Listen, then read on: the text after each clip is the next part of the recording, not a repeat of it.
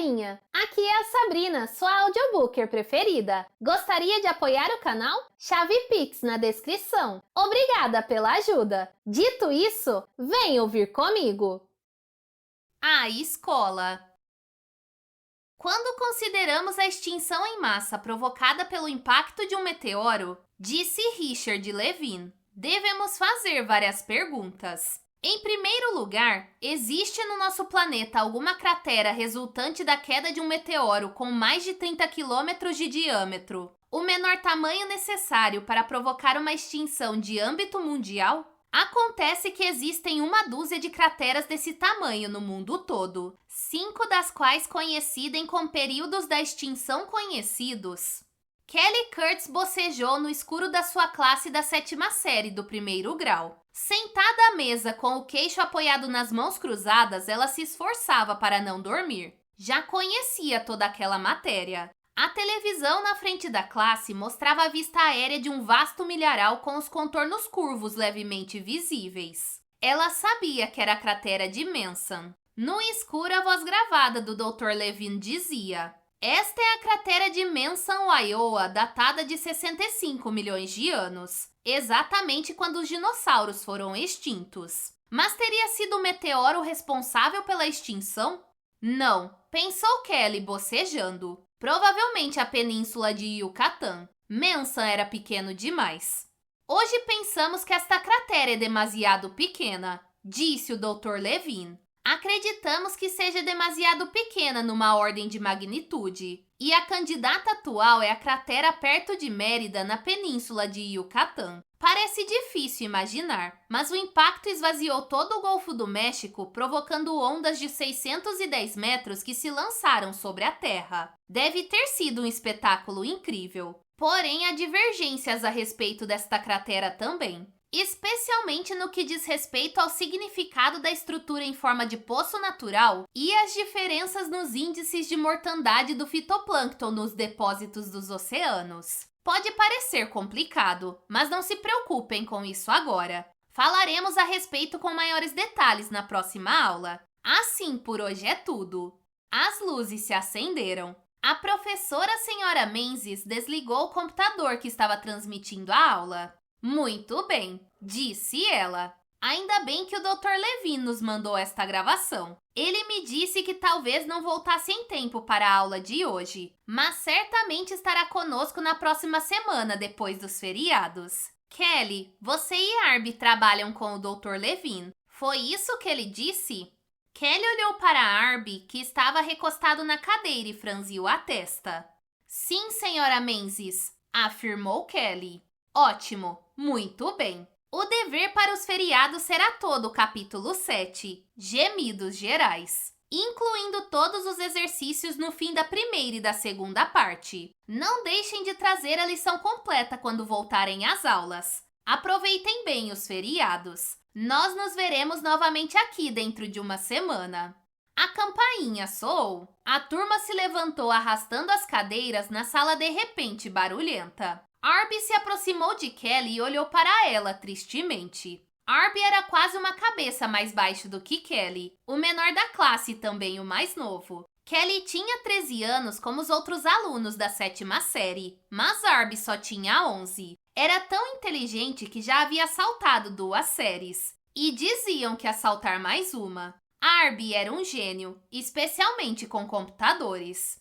Arby guardou a caneta no bolso da camisa social e empurrou para cima os óculos de aros de tartaruga. Arby Benton era negro. Seu pai e sua mãe eram médicos em San José e faziam questão de que ele estivesse sempre bem vestido como um aluno de faculdade ou coisa parecida. O quê? Pensou Kelly. Ele sem dúvida seria dentro de 2 anos se continuasse nesse ritmo.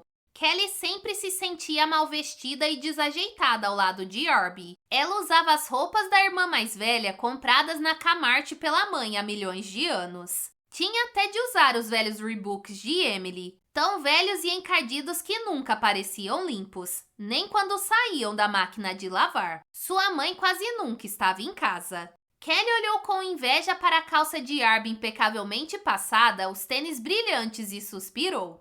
Porém, apesar da inveja que sentia, Arby era seu único amigo verdadeiro. A única pessoa que aceitava o fato de ela ser inteligente. Kelly tinha medo de nunca mais vê-lo se ele saltasse para a 9ª série. Arby parecia preocupado. Olhou para ela e disse: "Por que o Dr. Levin não está aqui?" "Eu não sei. Talvez tenha acontecido alguma coisa." "O que, por exemplo?" "Eu não sei, qualquer coisa." "Mas ele prometeu que estaria aqui," disse Arby, "para nos levar numa excursão de estudo de campo. Estava tudo combinado. Conseguimos permissão e tudo mais. E daí, ainda podemos ir. Mas ele devia estar aqui," insistiu Arby teimosamente. Kelly já conhecia aquele comportamento. Arby estava acostumado a confiar nos adultos. Seus pais eram completamente dignos de confiança, mas Kelly não tinha esse problema. "Deixe pra lá, Arby. Vamos falar pessoalmente com o Dr. Thorne." "Acha que devemos?" "Claro, por que não?" Arby hesitou. "Talvez seja melhor eu telefonar para minha mãe primeiro." "Por quê? Sabe que ela vai dizer para você ir direto para casa." "Venha, Arby. Vamos." Ele hesitou, ainda indeciso. Arby podia ser inteligente, mas qualquer mudança de planos o perturbava. Kelly sabia por experiência que ele ia resmungar e discutir o tempo todo se ela fosse demasiado insistente. Precisava esperar que ele resolvesse. "Tudo bem," Arby disse finalmente. "Vamos falar com o Dr. Thorne." Kelly disse com um largo sorriso. "Encontro você na frente em 5 minutos." Quando desceu a escada para o primeiro andar, a cantinela recomeçou. "Kelly é um crânio, Kelly é um crânio." Ela ergueu a cabeça. Era aquela idiota da Alison Stone com suas amigas idiotas no fim da escada, provocando-a. "Kelly é um crânio." Passou por elas ignorando a provocação. Viu a senhorita Enders, a monitora ali perto, como sempre não dando a menor atenção, embora o senhor Canosso, o assistente do diretor, tivesse recentemente advertido toda a escola a respeito de provocações desse tipo.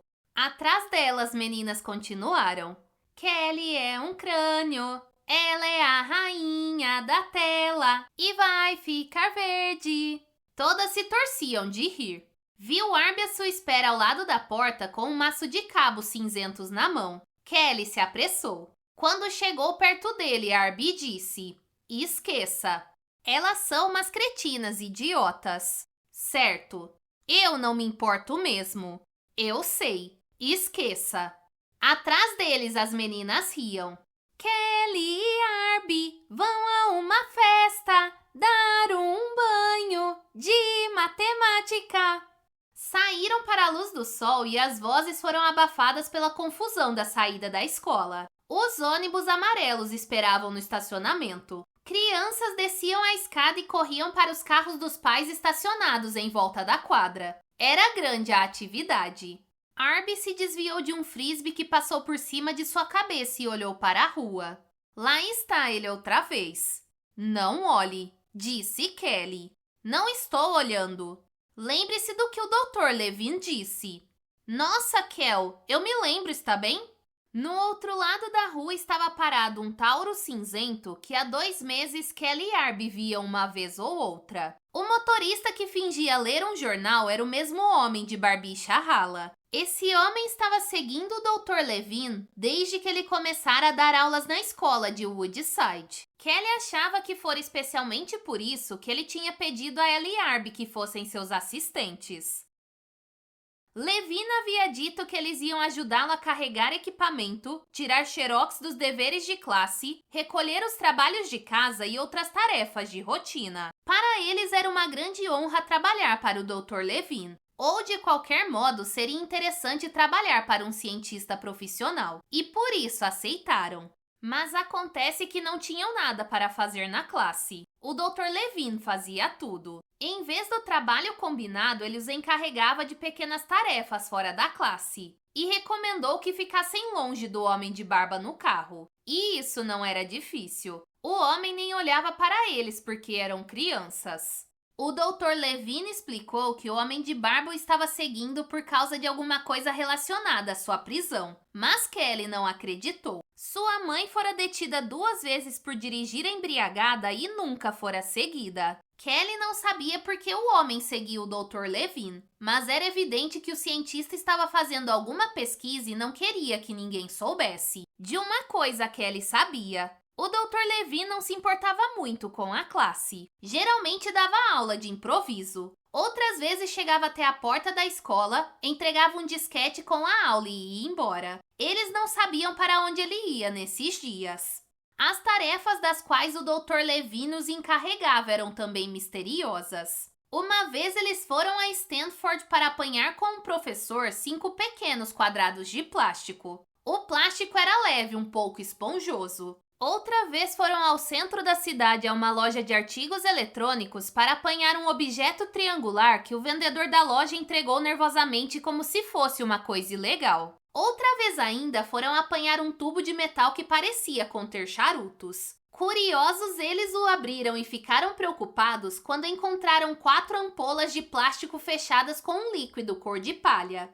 Nas ampolas estava escrito: perigo extremo, toxidez letal. E tinha o símbolo de 3 lâminas que indicava risco biológico. Mas a maior parte das tarefas era comum. Muitas vezes ele os mandou a bibliotecas de Stanford para tirar xerox de trabalhos sobre diversos assuntos. Fabricação de espadas pelos japoneses, raio-x, cristalografia, morcegos vampiros mexicanos, vulcões da América Central, correntes oceânicas do El Niño, o acasalamento das ovelhas das montanhas, toxidez das holotúrias, arcobotantes das catedrais góticas.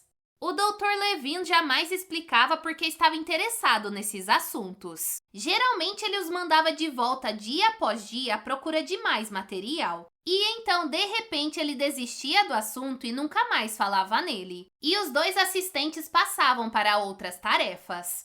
É claro que alguma coisa eles compreendiam. Muitas das tarefas tinham a ver com o veículo que o Dr. Thorne estava fazendo para a expedição do Dr. Levine. Porém, na maior parte das vezes, os assuntos eram completamente misteriosos.